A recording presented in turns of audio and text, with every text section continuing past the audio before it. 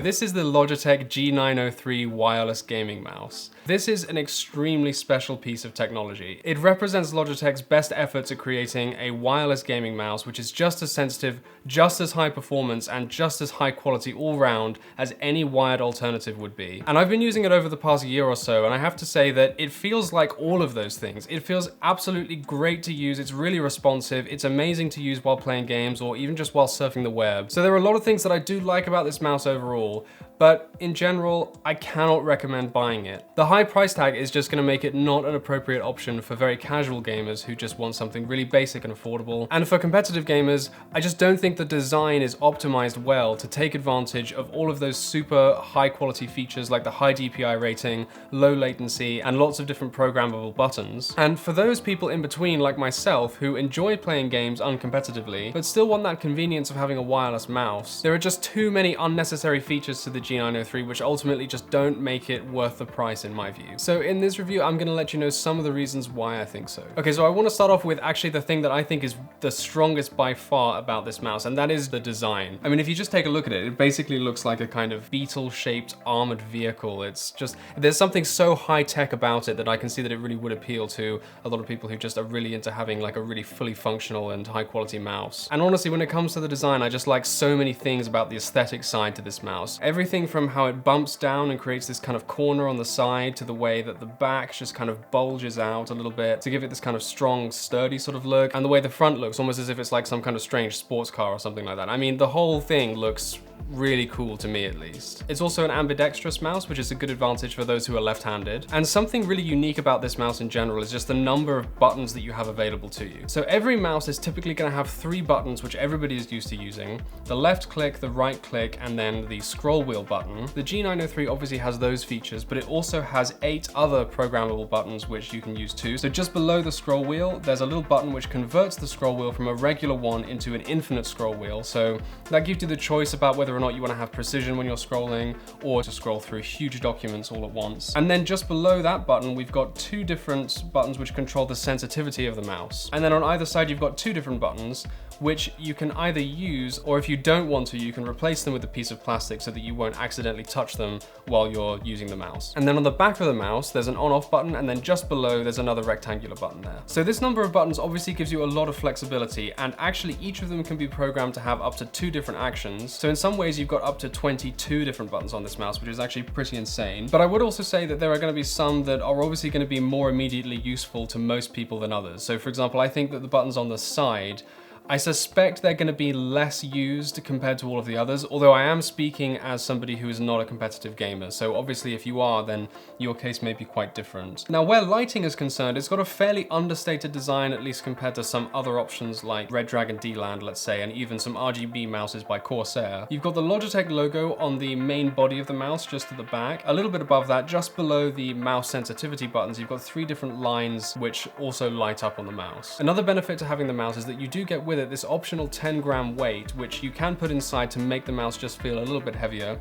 or take it out if you want it to be a bit lighter. But as far as the weight of the mouse goes, you're not going to get quite as many options with customization as you will do with other options like the G502, which actually comes with 6 different weights that you can actually arrange in different configurations to change really how the mouse feels quite a lot. With the G903, you're only going to get 1 weight, but it still does give you some options. So overall, the G903 has a design which really emphasizes user flexibility and customization, whether it comes to the weight of the mouse or the programmable buttons. And also generally the way that it looks is obviously trying to appeal to those that just want something that looks really high tech and high quality as well. So I think in many of those ways, the design is a massive strong point. It also feels really comfortable to use. I've never had any arm ache or wrist pain when using the mouse, even for several hours at a time.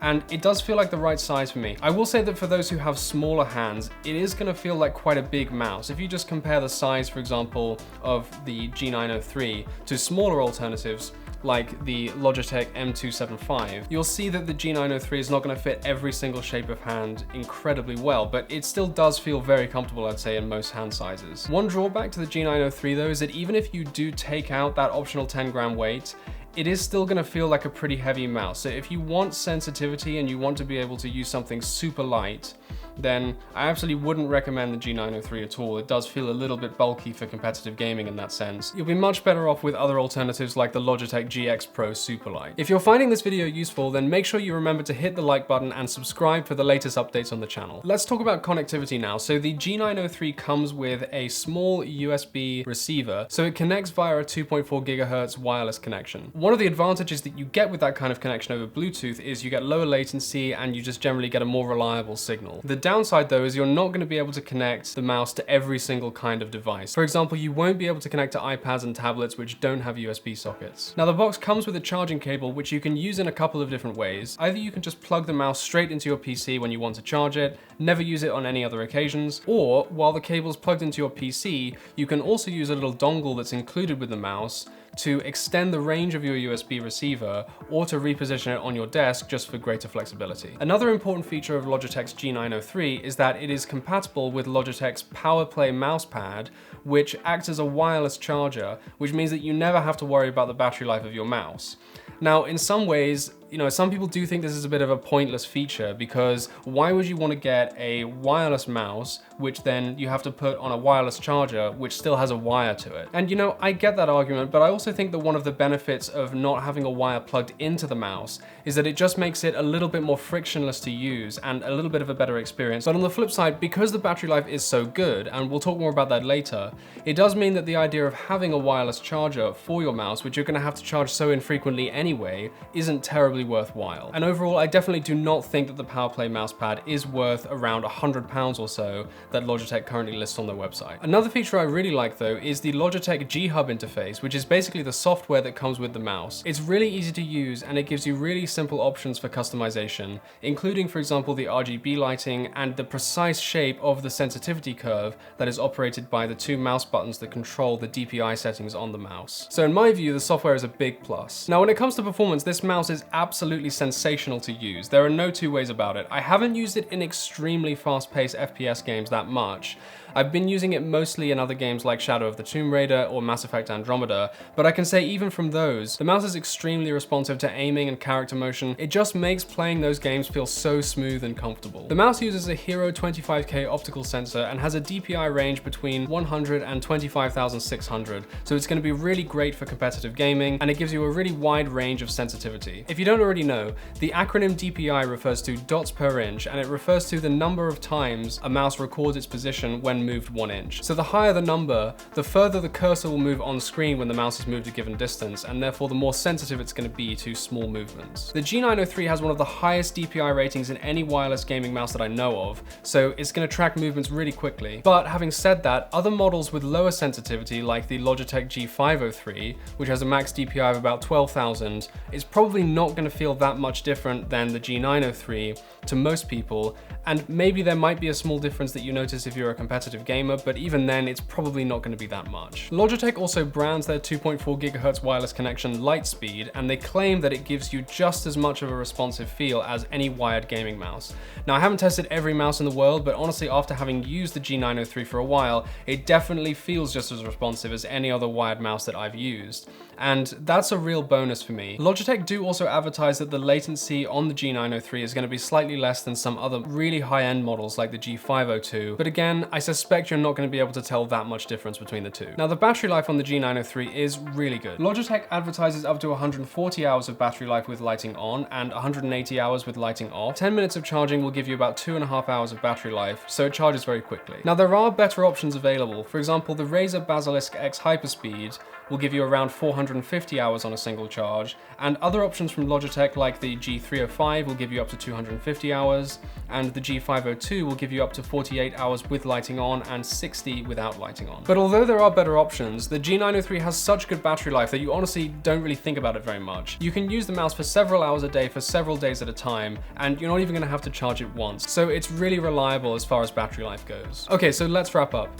There are a lot of features about this mouse that I really like, and there are a lot of features that I really love about it, and which I've enjoyed using so much over the past year or so.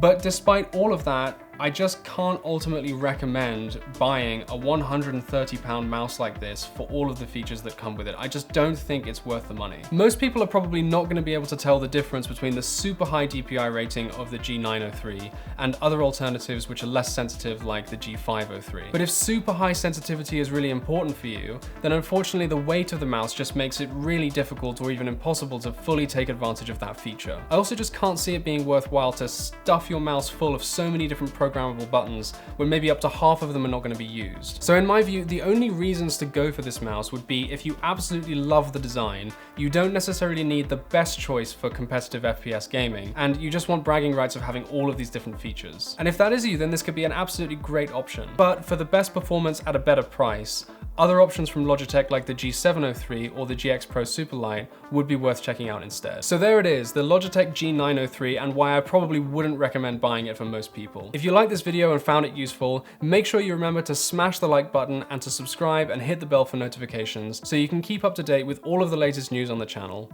Thanks for watching, see you in the next video.